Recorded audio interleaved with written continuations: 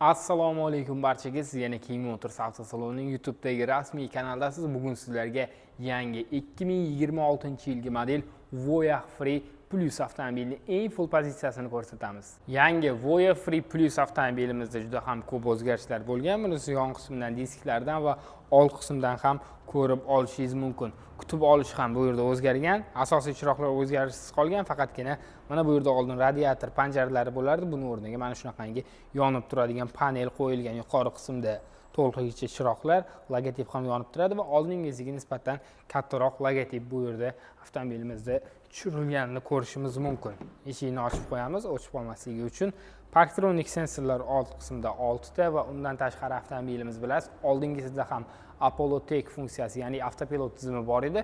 Bunda ham hozir avtopilot tizimi bor va Huawei bilan hamkorlikda ishlaydi. Shuning uchun bunda endi liderlar ham avtomobilimizda mavjud ko'rishingiz mumkin. Tom qismida liderlar o'rnatilgan, 20 razmerdagi disklar, Michelin shinalar avtomobilda mavjud. Old qism podveskasi oldingisi bilan bir xil, ya'ni 2 bo'g'inli to'liqligicha mustaqil, orqa qismi esa ko'p bo'g'inli to'liqligicha mustaqil va pnevma podveska funksiyalari ham bor. Yerdan balandligi 111 mm ni tashkil qiladi. Undan tashqari siz pnevma podveskani o'zgartirgan holatda uni o'zgartirishingiz ham mumkin. 111 mm bu sport rejimida, ya'ni podveskani eng pastga tushirgan holatingizdagi ko'rinishi hisoblanadi va yana eng katta o'zgarishlardan biri va ko'pchilik aytgan bu premium class bo'lsa, endi Voyah Free bilasiz, premium class hisoblanadi. Premium class bo'lsa nimaga bu funksiyasi yo'q deyishardi. Endi avtomobilimizda xuddi shu funksiya bor, ya'ni eshiklarda tortib olish funksiyasi ko'rishingiz mumkin. Sekingina yopasiz, eshiklarni o'zi avtomatik tarzda tortib oladi mana. Xuddi shu funksiyalar ham endi mavjud. Oldingisi bilan gabaritida qancha o'zgarish bo'lgan desangiz, oldingi avtomobilda 4,95 cm uzunligi bo'lgan bo'lsa, bunda 4,96 cm, 1 cm ga o'zgarish bo'lgan. Eniga ham xuddi shunday 1 cm ga bu kattaroq. Orqa qismda ko'rishingiz mumkin, Voyah yozuvlari yonib turadi. Xuddi shunaqangi oldingisi bilan bir xil tarzda saqlab qolingan. Ko'rgan bo'lsangiz, nafaqat orqa, old qism chiroqlarida ham bu yerda o'zgarish bo'lmagan, bamperlarda esa o'zgarish bo'lgan. Oldida kapotida ham o'zgarish bor edi. Bu yerda kapotlarda, ya'ni yukxona qopqog'ida o'zgarish yo'q, faqatgina bamper qismlarida o'zgarish bor. Oldingisi xuddi mana shu yerlari sport avtomobillariga xos ravishda chiqarilgan edi. Bunda yo'q va qora joylari ko'proq bo'lardi oldingi modellarda, 25-yilgi modelda. Bunda esa kamroq. Yukxonani ochish xuddi shunday tugma yordamida ochiladi va bu yerda ADS yozuvlarini ko'rishimiz mumkin. Va qarang, avtomobilimizda aynan komplektiga chiqadigan yostiqchalari ham bor va undan tashqari oldingi modelda yo'q, 2025-24-yilgi modellarda xuddi shu funksiya yo'q edi. Bunda qo'shilgan, ya'ni siz tugma yordamida pnevma podveskadan foydalanib orqa qismini o'zini pastroqqa tushirishingiz yoki aksincha yuqoriga ko'tarishingiz ham mumkin. Juda ham yaxshi funksiya. Oldingilarda shu kamchilik sifatida ham ko'rilardi. Bunda esa ko'ryapsiz, shu narsalarni ham qo'yib ketishgan. Ya'ni kamchiliklar bartaraf etilgan, qo'ldan kelgancha harakat qilingan.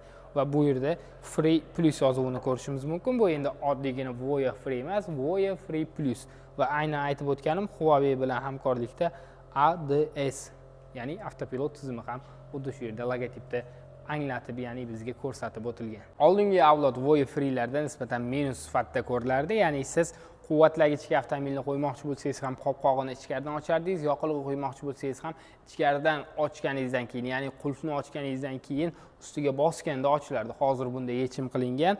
Mana bu pultlari, ma'lumot o'rnida ko'rsatishim kerak. Juda ham chiroyli va bejirim pultlar qo'yilgan avtomobilimizda va aynan shu yerda tugma bor. Bu tugmani 2 marta bosish orqali siz quvvatlash stansiyasiga borib quvvatlagichni ham ochishingiz mumkin qopqog'ini. Undan tashqari bunisini bosib esa yoqilg'i bakini ham qopqog'ini bemalol tugmalar orqali ochsangiz bo'ladi. Bu ham yaxshigina plus sifatida xizmat qiladi siz uchun. Hozirgi kunda ishlab chiqarilayotgan ko'plab Xitoy avtomobillariga o'xshash qilingan bu yerda oynalarni ko'tarib tushiradigan tugmalarimiz teskari deydi-yu. Biz endi oddiysiga o'rganib qolganmiz. Bunisi biz uchun teskari hisoblanadi. Mana bunday oldiga qilsangiz pastga tushadi. Orqaga qilsangiz esa tepaga ko'tariladi. Oldin boshqacha edi. Buni ham o'zgartirishgan. Va eshikni ochish uchun oldin ruchkalardan, ya'ni ushlagichlardan foydalansak, endi tugma yordamida ochishimiz mumkin.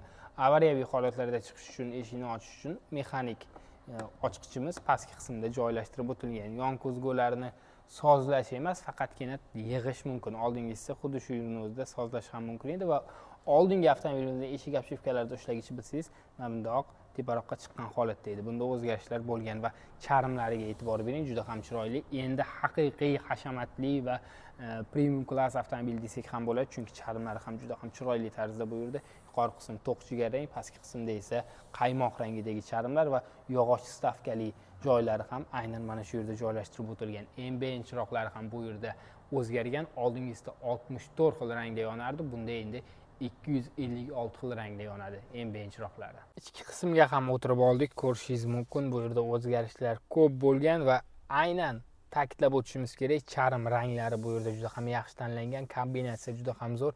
Haqiqiy hashamatli avtomobilga xos, ya'ni ichida o'tirsangiz ham o'zingizni hashamatli avtomobilda o'tirganingizni bittada bilishingiz mumkin. Markaziy displeyimizni ko'ryapsiz, 15.6 dyumdagi kattakon markaziy displey. Buni ishlash, ya'ni interfeysi to'liqligicha Huawei bilan hamkorlikda ishlangan. Oldingisida bilasiz, to'liqligicha 3 ta monitor bo'lardi va torpeda qismi tepaga pastga tushib chiqardi. U endi eskirgan edi, shuning uchun yangilik qilishgan. Mana bu yerda esa 10 dyumdagi tabloimiz ham bor avtomobilda. Bundan siz avtomobilning sozlanmalarini, quvvatini, yoqilg'i sarflarini ko'rib ketishingiz mumkin va eng asosiy qulayliklardan biri hozirgi kunda deyarli barcha avtomobillarda bor va ko'pchilik kerak deb bilgan narsa head-up displeylar ham avtomobilimizga qo'shilgan. Head-up displey qo'yilgan. Face ID tizimlari, mana bu esa avtomobilimizni ichki qismidagi havosini xushbo'ylantirib turguvchi narsalar, ya'ni освежитель deyiladi. Xuddi shunaqangi havo tozalagich desak ham bo'ladi o'zimiz tilda aytganda. Va rulga ahamiyat bersangiz, rul to'liqligicha bu yerda o'zgargan. Oldingisida tugmalar ko'p edi, bunda kamroq, juda ham chiroyli bejirim bo'lgan. Orqasida esa lipistoklar ham bor. Buni vazifasini hozir sizga ko'rsataman. Mana bu yerda ham kameralar qo'yilgan avtomobilimizda va ko'rishingiz mumkin, endi avtomobilda lyuk yo'q, to'liqligicha kattakon panorama tomdan foydalanib o'tilgan. Old qism o'rindiqlarida isitish hamda sovutish funksiyasi, xotira funksiyalari bor va undan tashqari massaj. Oldingisida massaj 2 xil edi, bunda endi 5 xil massajdan foydalansangiz bo'ladi. Mana bu yerda mikroliftli kichikgina karmon bor, ya'ni hujjatlarni ham solib qo'ysangiz bo'ladi. Simsiz quvvatlash, zaryadlash portlari saqlab qolingan. Pastki qismda ham joy bor va mana buni bosishingiz orqali, tugmani bosish orqali bardashoklarni ham bemalol ochsangiz bo'ladi avtomobilimizni. Hozirgi zamonaviy deyarli barcha avtomobillarda bor bo'lgan muzlatgichlar hamda mikromalnovka vazifasini bajaradigan bu yerda cool boxlarimiz ham avtomobilda qo'yib o'tilgan, ya'ni muzlatgichlar ham albatta mavjud. Endi sizga hozir orqadagi lipistoklar nimaligini ko'rsatib o'taman. Ichkariga o'tirib oling. Avtomobilga kiramiz. Bu yerdan yurish rejimlarini tanlaymiz. Avtomobilimizda bilasiz, pnevmo podveska funksiyasi ham bor. Qarang, bu yerdan D ga uramiz hamda avtomobilni Langpin funksiyasiga o'tkazamiz. Ko'rdingizmi? Mana funksiya o'zgardi va bu yerda hozir sizga yaxshiroq eshitilishi uchun mikrofonimizni yaqinroq qilamiz. Ko'rayotgan bo'lsangiz, xuddiki motor ishlagandek ovoz berib turadi avtomobilda.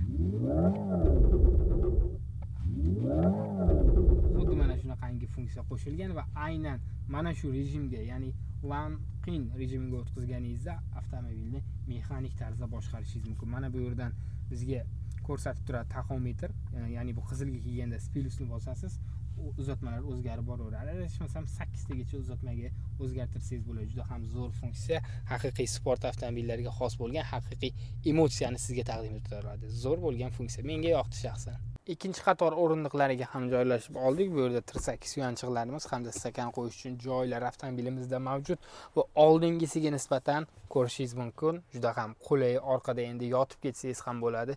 Tik bo'lardi oldingisi. Ko'pchilikka shu ham yoqmasdi. Hozir bunda esa ko'ryapsiz, qulaylik anchayin yaxshi avtomobilimizda. Maza qilib yotib ketsangiz bo'ladi va bu funksiyani siz aynan eshiklarda joylashtirilgan tugma orqali bemalol elektron tarzda boshqarishingiz mumkin. Qarang, o'rindiqni xohlasangiz tikra holatga solasiz, xohlasangiz yotqizib qo'yasiz.